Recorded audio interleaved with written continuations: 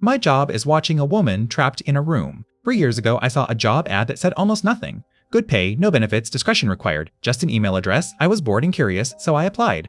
I got a response within hours. They sent me to an office building for screening forms, questionnaires, then silence for a month. A month later, they called me back. I met a man named Mr. Solomon in a room with 2 monitors, a keyboard, and a metal box with red and green buttons. He explained the job. 7 shifts a week, 6 hours each. I'd arrive early, change into provided clothes, and store everything in a locker. No personal items in the room. The left monitor showed a live stream from a camera in a remote location.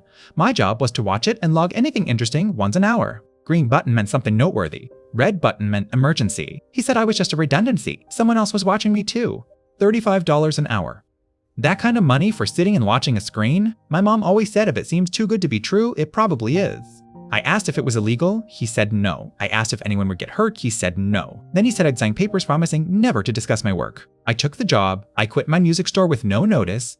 It seemed like easy money, and I told myself not to chicken out over my imagination. The real room was almost identical to the model. Locker room, small bathroom, water cooler. No internet, no distractions.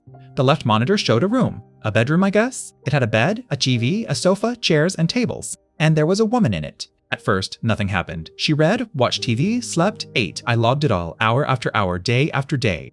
I kept waiting for something to go wrong, but nothing did. She seemed normal, happy even. I started to wonder why anyone was watching her. I learned there were other watchers.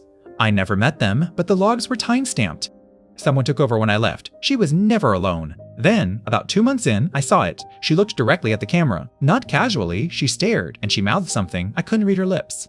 I hit the green button, my first time. Nothing happened, no response, no feedback, just a silent acknowledgement that I'd seen something. It happened again and again. Every few weeks, she looked right at me and mouthed something. I started writing down what I thought she was saying. I finally figured it out. She was saying, help me, not once, over and over, help me, they're watching, help me. I hit the red button, emergency. I waited for someone to come, no one did. The next day, my shift started as usual, and she was gone. A new woman appeared in the room, younger, scared. She didn't read or watch TV, she just sat on the bed and cried. I realized then, this wasn't a research project, it wasn't a psychological experiment, it was a prison, and I was the guard. I thought about quitting. But I'd signed papers. I knew things I wasn't supposed to know, and now I was trapped too. I could hit the red button again. I could try to help her, but I knew what happened to the last woman who asked for help. She disappeared. So I keep watching, shift after shift. The new woman looks at the camera now too. She's starting to mouth the same words, and I still don't know what to do.